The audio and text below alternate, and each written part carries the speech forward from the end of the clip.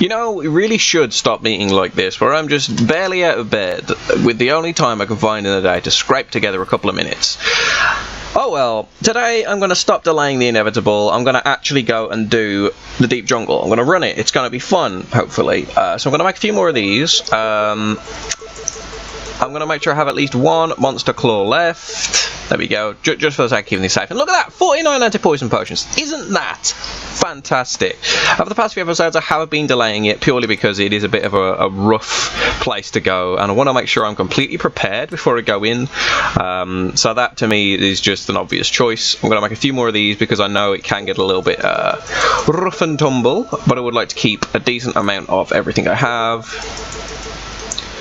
So there we go. I'm looking at the flutter flies, really. 8 more emblems should be good. But yeah, I have a couple of things I want to do this episode. The first of which is go to the deep jungle and show off everything that's there. So I did change the music and stuff a little bit louder. I'm trying to just tweak it a little bit to make it a bit more enjoyable. Alright, welcome to the Green Death Zone, the deep jungle. The deep jungle itself has a few enemies. These, what are you called? Slug Lords? Yes, Slug Lords, I think. They can actually fly at you, and they can fire these projectiles. Nothing crazy. They die in one hit because I'm so strong. Next up, there are these vines. These things are the mechanic in the level that will allow you to spawn the boss. This is basically achieved by walking over it, and as you do, these purple spores, I'm not really sure what they're called, but they connect to the vines. They'll spit out a poison cloud. If you walk into that, you'll take damage, basically.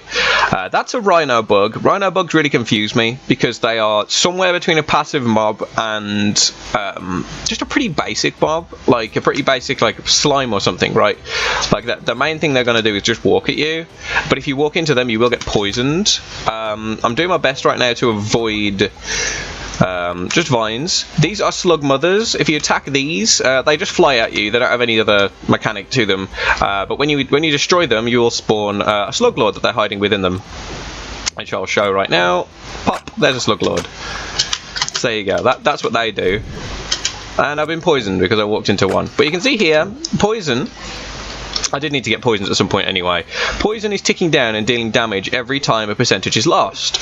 But if I use my number 6, it reduces the poison by 50%, I think it is or something, isn't it? Yeah. So it completely saves me.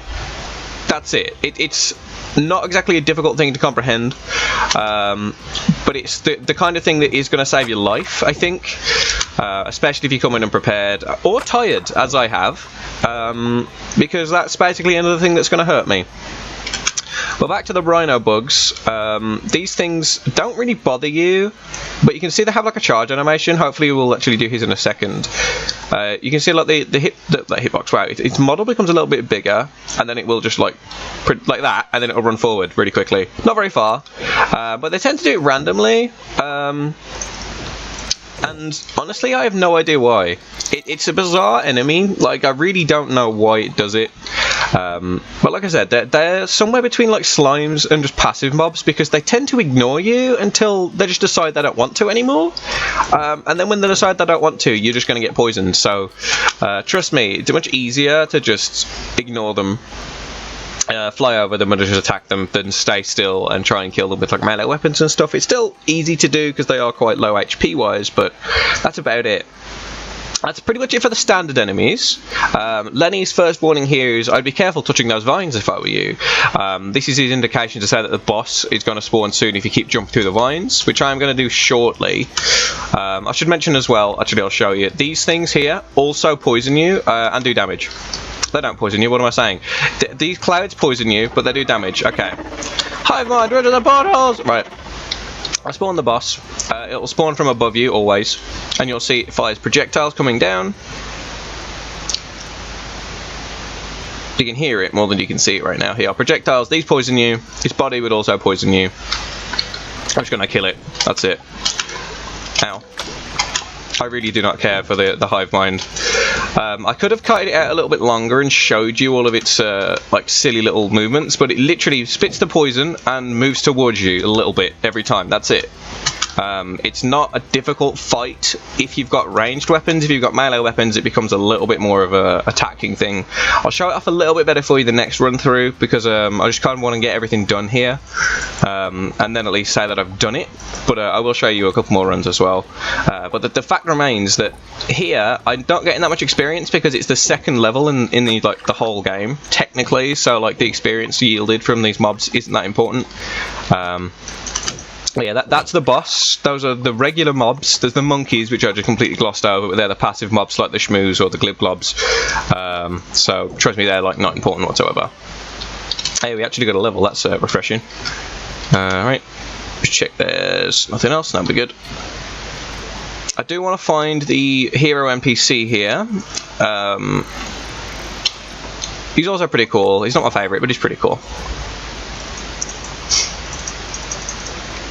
Oh, as you can see here, by the way, I'm collecting these tier 3 plants for whatever reason. They're on like the tier 2 planet, tier 1 planet, sorry. Like, it's the most messed up place to put it, but I think it's only messed up because of the order in which you like access the planets.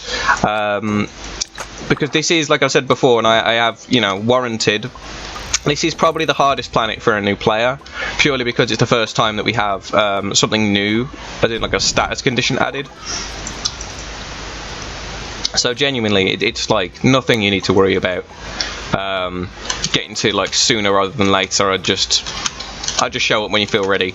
Honestly, there's no shame in this one in just leaving it for a long time, because there's a lot to dodge, a lot to move around. There's no meteorites as there has been in the Hollow Caverns or indeed in the Desolate Canyon. But that's not to say that it's not dangerous, because you spawn those poison clouds. Right, I'm going to keep going with my weapon. But I know it gives me relevant stats, which is good. That's a monkey again. That's a falling monkey. Why you gotta be like that, man? Another Tech 10. I think we saw one of those the other day. Weird.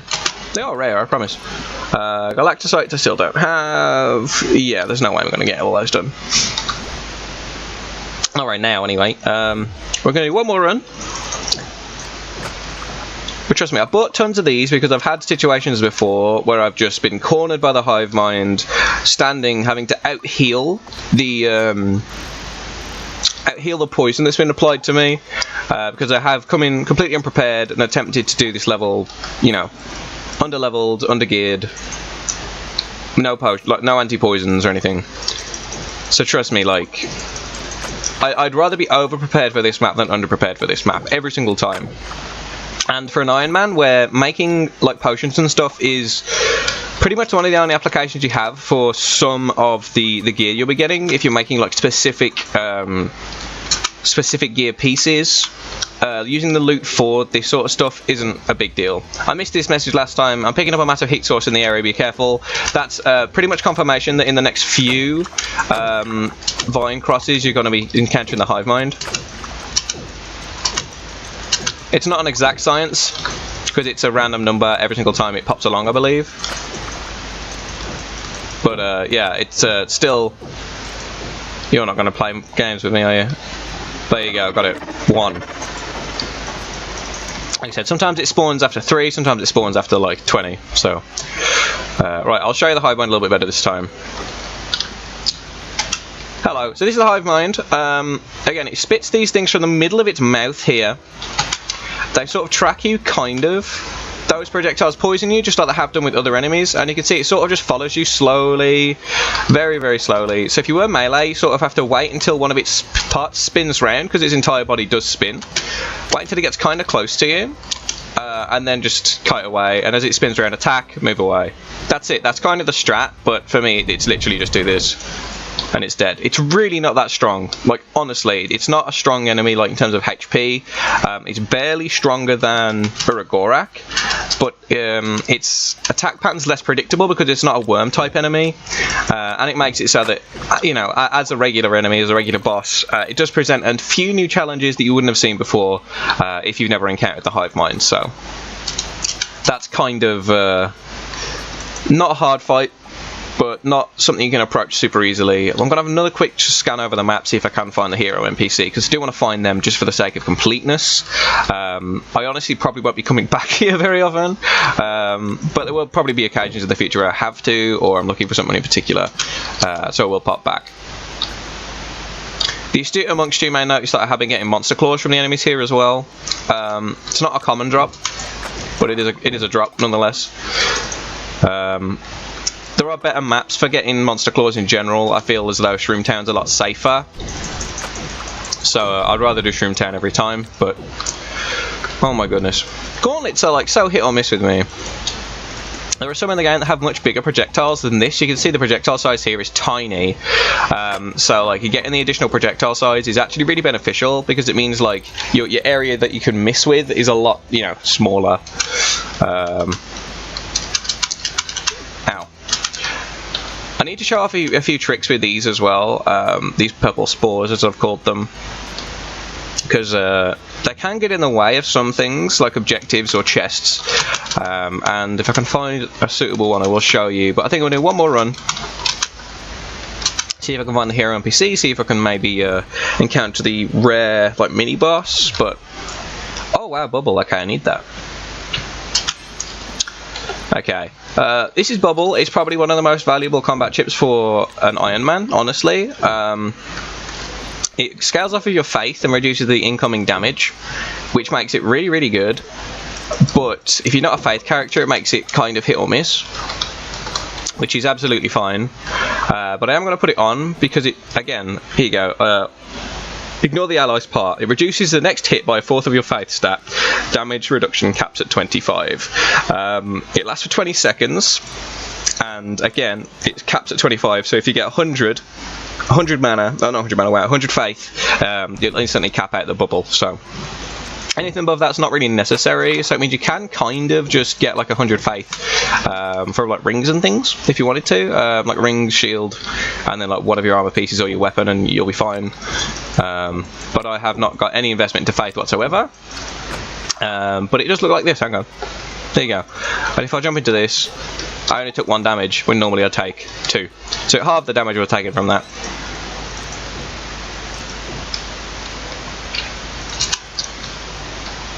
It's much better against like bosses and things, which is what I've got it for, purely for that. I'll try and get some faith rings, but rings are, if I haven't mentioned this, which I don't know if I have actually, rings generally aren't something you make.